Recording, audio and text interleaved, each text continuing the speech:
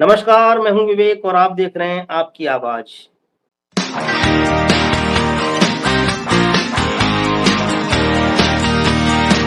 2-3 दिन का समय गया जिसमें हम लोग आपके सामने कोई कार्यक्रम नहीं ला पाए व्यक्तिगत परेशानियों के कारण, लेकिन इन दिनों बहुत कुछ घटा है।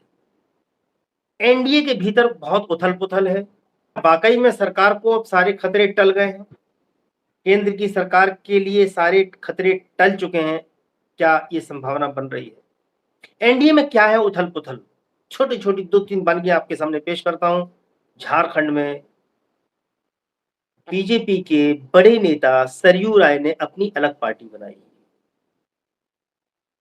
और अलग पार्टी बनाने के बाद उन्होंने ऐलान कर दिया कि वो जेडीयू के साथ मिलकर के चुनाव लड़ेंगे। बीजेपी के एक बड़े नेता सरयू राय अलग पार्टी बनाते हैं और वो घोषणा करते हैं कि चुनाव लड़ेंगे जेडीयू के साथ में जो एनडीए का पार्टनर है, एलआई दल है, नीतीश कुमार जी। क्या नीतीश कुमार जी मिलकर के चुनाव लड़ेंगे? क्या वो एनडीए छोड़ेंगे? बड़ा सवाल खड़ा होता है। हम लोगों के साथ में हमारे पॉलिटिकल एडिटर संजय बासु जी हम लोग के साथ मौजूद हैं। बहुत दिन के बाद दादा हम लोग को जॉइन कर रहे हैं क्योंकि इस बीच में नमस्कार। काफ़ी रिसर्च वर्क में लगे हुए थे, राजनीतिक घटनाक्रम के बारे में क्या-क्या इन्फॉर्मेशन गैदर किए दादा ने, आज जानेंगे दादा से भी। क्योंकि पश्चिम बंगाल में भी बड़ा कुछ हुआ है। उपचुनाव में 4 में से 3 सीटें जो बीजेपी के पास थीं, वो भी टीएमसी ने जीत ली और अपनी 1 सीट तो उन्होंने बचा ही ली। दादा से इस पर भी बात करेंगे। दादा से जालंधर के उपचुनाव पर बात करेंगे जिसको आम आदमी पार्टी ने एक बड़े अंतर से जीता है। बीजेपी को बहुत बड़ा झटका लगा है। क्या अब भारतीय जनता पार्टी का ग्राफ गिरता चला जा रहा है? उत्तराखंड के उपचुनाव में जो हुआ और खास तौर से उत्तर प्रदेश में जिस तरह से घमासान मचा हुआ है, वो क्या कहता है? और चल क्या-क्या रहा है? अंदर खाने खबरें क्या चल रही हैं? बहुत कुछ निकाल कर के लाए हैं आपके लिए। चैनल को सब्सक्राइब कर लीजिए, वीडियो को लाइक कर दीजिए, कमेंट ज़रूर करिए। आपसे रिक्वेस्ट है क्योंकि आपका कमेंट हम लोगों को एक दिशा देता है। आप क्या जानना चाहते हैं, हम वही खोज के लाएँगे और हमारे अंदर क्या कमियाँ हैं, आप लिखें और अगर कुछ अच्छा लगे, तो एप्रिशिएट भी करें। ये आपसे अपेक्षा है। दादा, तो अब शुरुआत अ, करते हैं पश्चिम बंगाल से। पश्चिम बंगाल नमस्कार में विवेक क्या घटा भाई। कि वहाँ इतना बड़ा झटका बीजेपी को लगा? विवेक भाई, मैं एक बात बताऊं, ज्यादातर उपचुनाव में जो सत्ताधारी पार्टी होते हैं उसके फेवर में ही रिजल्ट आते हैं। ये हमने देखे हैं ज्यादातर, मतलब 80% ऐसे ही होते हैं। लेकिन इसमें कुछ दिलचस्प बात है, चाहे वो जालंधर हो पंजाब की, या चाहे वेस्ट बंगाल की रायगंज हो। ये दोनों में मजेदार बात ये है, रायगंज की बात करूं, वहां पे तो वेस्ट बंगाल में चारों के चारों सीट टीएमसी ने अपने कब्जे में कर लिया, जिसके अंदर 3 था एग्जिस्टिंग बीजेपी के पास, वो हट के आ गया टीएमसी के पास। रायगंज में जो उपचुनाव हुए हैं, उस उपचुनाव में टीएमसी की जो प्रार्थी थे, कल्याणी कृष्णा, वो 6 हफ्ता पहले लोकसभा चुनाव में भी टीएमसी का प्रार्थी थे। और हैरान होंगे आप, उस रायगंज विधानसभा कॉन्स्टिट्यूएंसी में लोकसभा चुनाव में कल्याणी कृष्णा कम से कम 58,000 वोट से हार गए। और 6 मतलब हफ्ते वो बाद टीएमसी के प्रत्याशी थे और इस बार बीजेपी के विधानसभा में बीजेपी के प्रत्याशी बन गए। ना, पहले बीजेपी की थे, वो छोड़ के टीएमसी में आए, लोकसभा चुनाव में लड़ाई की, और उसमें रायगंज विधानसभा में, रायगंज लोकसभा में तो वो हार गई, बीजेपी जीत गए। लेकिन रायगंज लोकसभा चुनाव में, रायगंज विधानसभा में वो 58,000 वोट से पीछे चल रहा है, मतलब हार गए। जबकि वही बंदा 6 हफ्ते बाद जब विधानसभा का उपनिर्वाचन होते हैं, उसमें वो 46,000 वोट से जीता है। सेम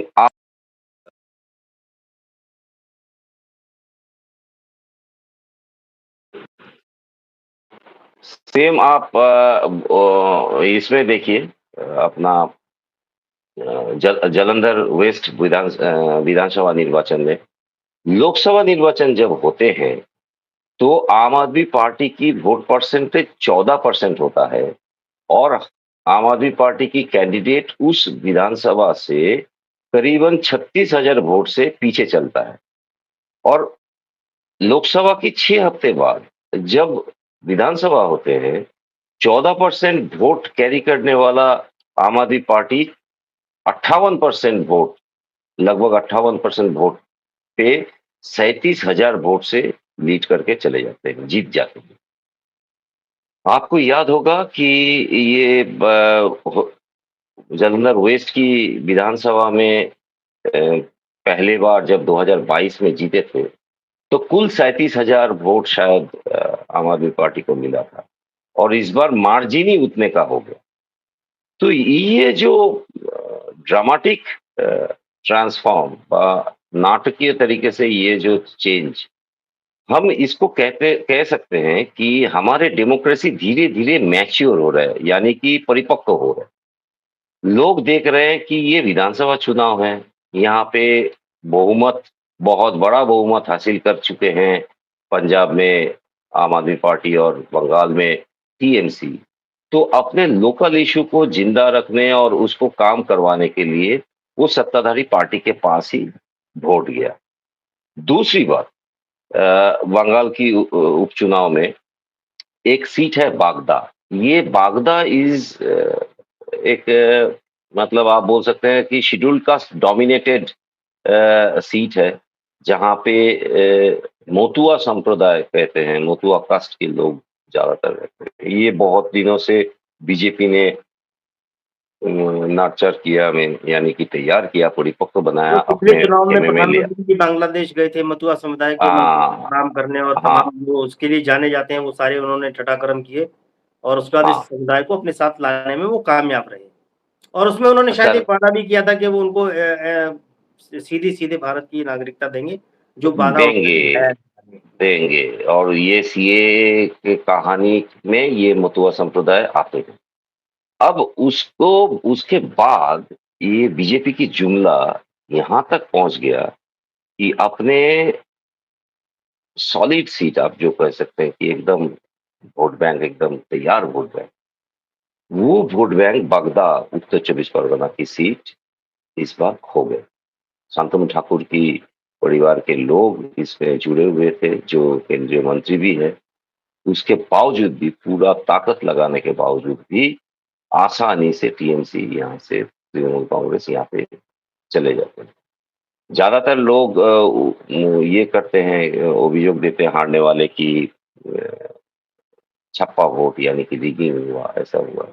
लेकिन वोट की अंतर सत्ताधारी पक्ष और जो विजयी हुए हैं और जो विजेता रहे, इन दोनों के बीच की जो गैप गैप है, डिफरेंस है, ये इतना ज्यादा है, ये छप्पा वोट नहीं हो सकता, क्योंकि इन मास लोगों ने वोट दिए हैं।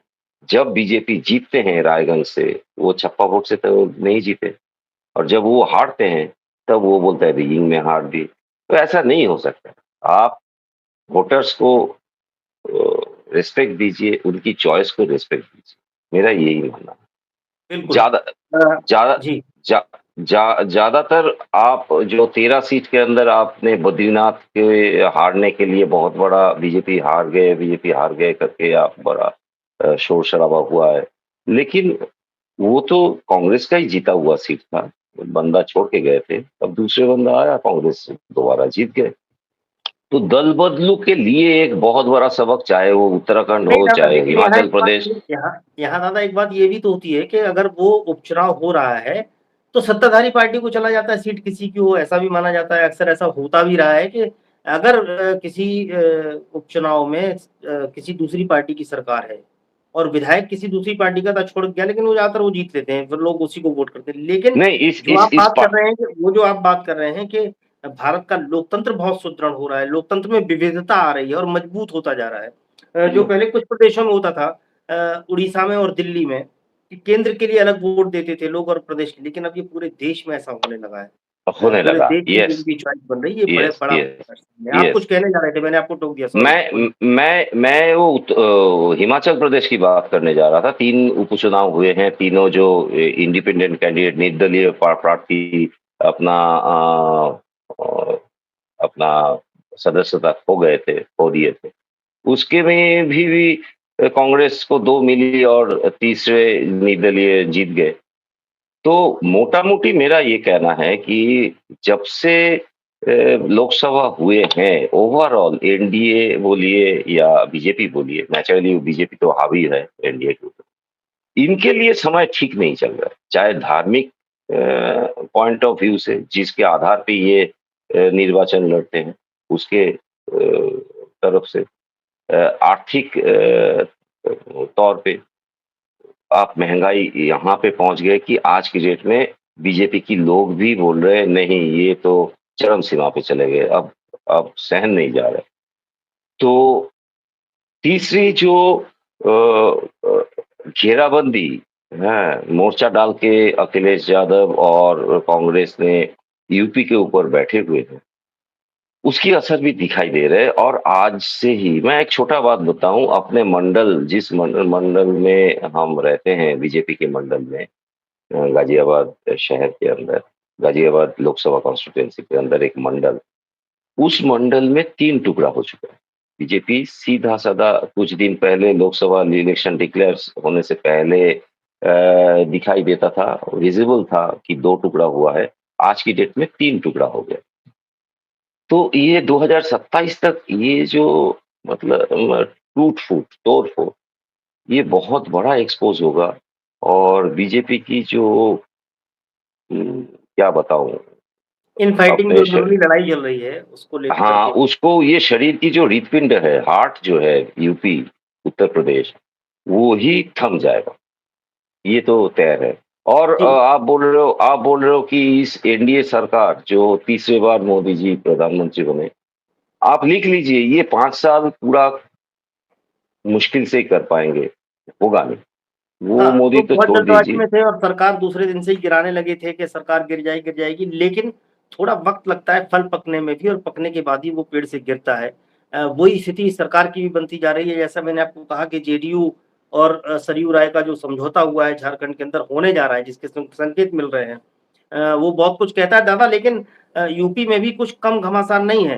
अ, आदित्यनाथ जी, योगी आदित्यनाथ जी उत्तर प्रदेश के जो मुख्यमंत्री हैं, वो बैठक बुलाते हैं और उस बैठक से उनके दोनों डिप्टी सीएम गायब रहते हैं।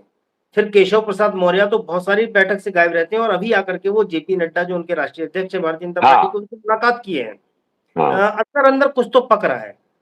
इसको आप कैसे देखते हैं? क्या बीजेपी भी हिम्मत जुटा रही है कि योगी जी को हटाया जाए? जो अरविंद केजरीवाल जी ने एक भविष्यवाणी की थी, वो भी साकार होती है। उसके प्रयास तो खूब चल रहे हैं, लेकिन शायद बीजेपी हिम्मत नहीं जुटा पा रही है कि योगी आदित्यनाथ जैसे व्यक्ति को इसके इतने बड़े कारण है। मुद्दे को हटाएँ।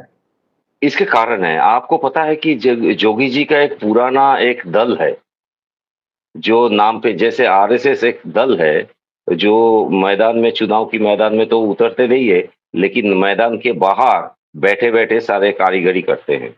वैसे ही इनका भी एक दल है, हिंदू रक्षा दल ना हिंदू राष्ट्रीय युवा हिंदी वाहिनी ऐसे करके हाँ, कुछ है। ऐसा ऐसा कुछ है। तो ये ऑलवेज़ जोगी खेमे में जो अ, वाहिनी है, वो ऑलवेज तत्पर रहता है। कभी भी आपने जोगी जी के ऊपर कोई अटैक हो या कुछ भी हो, उसको डिस्टर्ब किया जाए, उसको विचलित किया जाए, तो तुरंत ये फ़ोर्स एक्टिव हो जाते हैं। तो फिलहाल पिछले 2 महीने से जब से अरविंद जी ने बोला है, तब से ये लोग हल्का ढंग से वो अरविंद जी की बात नहीं ली और एक्टिव हो गए। और उन्होंने जैसे ही हल्के एक्टिव ढंग हो से गए बात नहीं भी एक्टिव हो गए, जी। जैसे ही एक्टिव हो गए तो उन लोगों को फॉल्ट लाइन यानी कि जो विभेद सृष्टिकारी जो रेखा है, वो दिखाई देने लग गए। पहले तो भक्ति की आड़ में ये सब फॉल्ट लाइन दिखाई नहीं दे रहा था। उन लोगों को अभी दिखाई दे रहा है और वो सिर्फ लखनऊ में नहीं, मैंने बोला ना गाज़ियाबाद तक आके पहुँच गया है। हर जगह पे वो धीरे-धीरे लेकिन प्रस्फुटित दादा, हो रहे हैं। एक चीज़ तो शायद आप भी सहमत होंगे और इसको भी थोड़ा डिस्कस कर लेते हैं कि उत्तर प्रदेश में कम से कम हिंदुत्व के नाम पे या राष्ट्रवाद के नाम पे योगी जी मोदी जी से बड़े चेहरे हैं। एक विशेष तबका है जो आज ये हिंदुत्व के नाम पे योगी जी को पसंद करता है उत्तर प्रदेश में और इतना आसान नहीं है उनको हटाना, लेकिन प्रयास भी पूरे चल रहे हैं। और भारतीय जनता पार्टी की रणनीति जो समझ में आ रही है, वो कुछ न कुछ ठीकरा फोड़ करके और योगी आदित्यनाथ को हटाने का प्रयास कर रही है। लेकिन इतना अब 10 दूसरे विधानसभा अभी अभी मैं जो बात करने जा रहा हूँ वो ये कि 10 विधानसभा चुनाव पे जिसमें 9 तो जीत के सांसद हो गए और एग्जैक्टली 10 मैं इरफान सोलंकी 1 मिनट इरफान सोलंकी कानपुर से उनकी सदस्यता चली गई है। 10 उपचुनाव होने हैं। मेरा सवाल ये है, क्या अंदरूनी लड़ाई की वजह से हिम्मत नहीं जुटा पा रही है बीजेपी? क्योंकि इतना तो सबको पता है कि जब तक हरी झंडी नहीं मिलेगी, चुनाव डिक्लेयर नहीं होगा। तो ये जो उपचुनाव हुए हैं, उसके साथ भी उत्तर प्रदेश का भी चुनाव कराया जा सकता था, लेकिन उसको टाल दिया गया। इसके पीछे का कारण आप क्या देखते हैं? इसका पीछे का कारण वही है कि इसका पृष्ठभूमि तैयार नहीं हुआ क्लीन स्वीप करने का, नंबर 1। नंबर 2 है, जितना देर करेंगे, ये फैक्शनलिज्म विभेदकामी शक्ति विच्छेदकामी शक्ति और भी चौड़ा होता जाएगा, फासला बढ़ता जाएगा, विभेद बढ़ता जाएगा। क्योंकि एक दूसरे के ऊपर दोषारोप करना चालू ऑलरेडी कर दिया।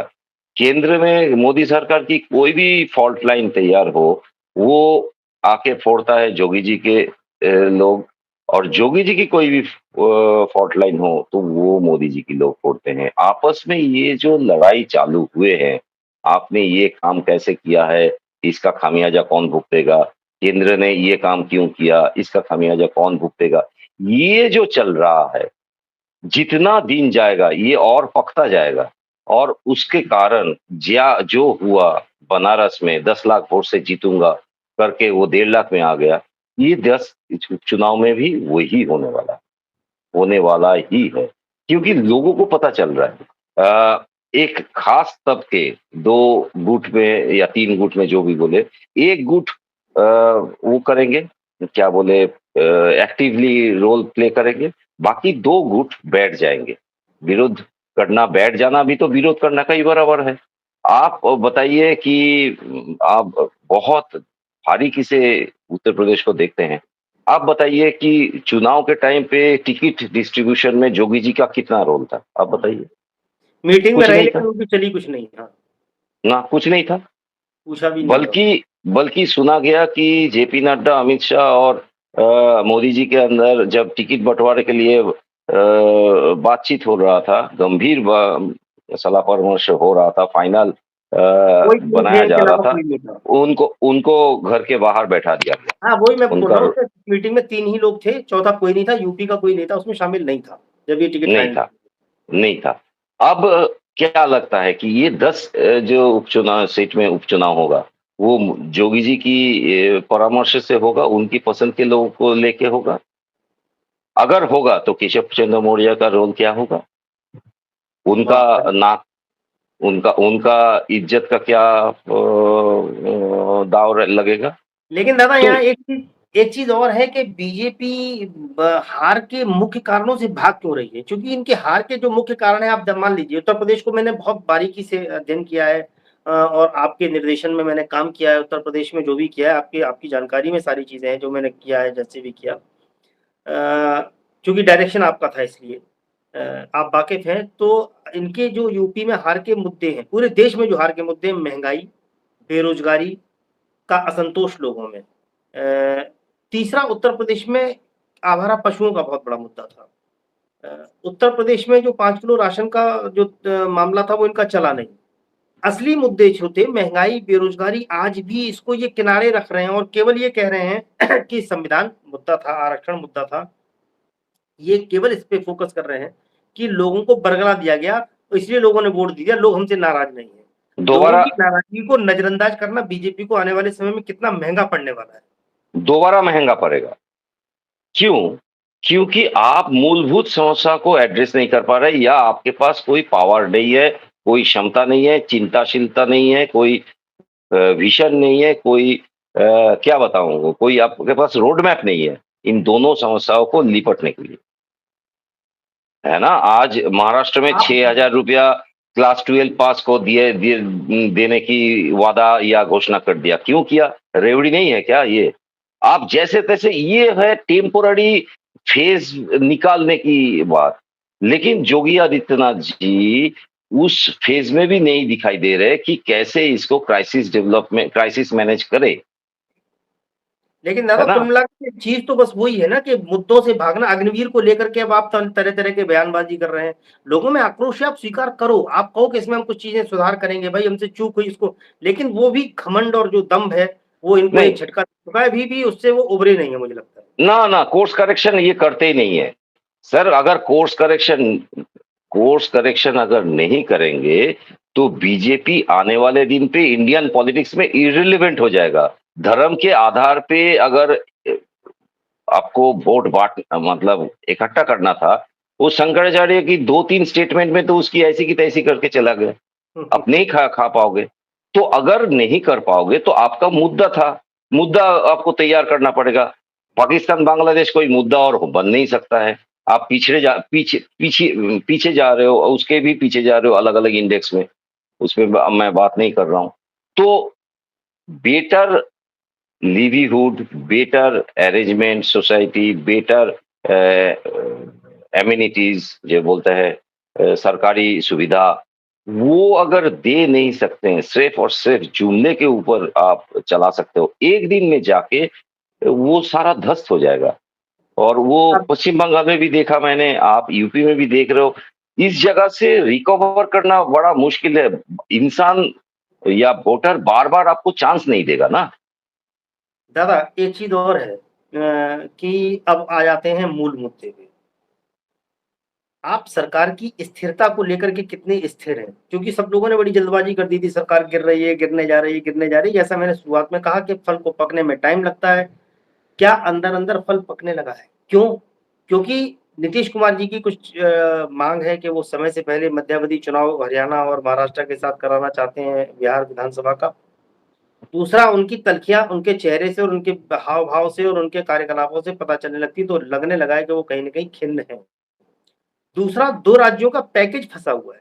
इस सरकार ये एक तरह से कह सकते हैं पैकेज की बैसाखियों पे टिकी सरकार है, और अगर पैकेज नहीं दिया और वो बैसाखी गिरी तो सरकार भी गिरेगी।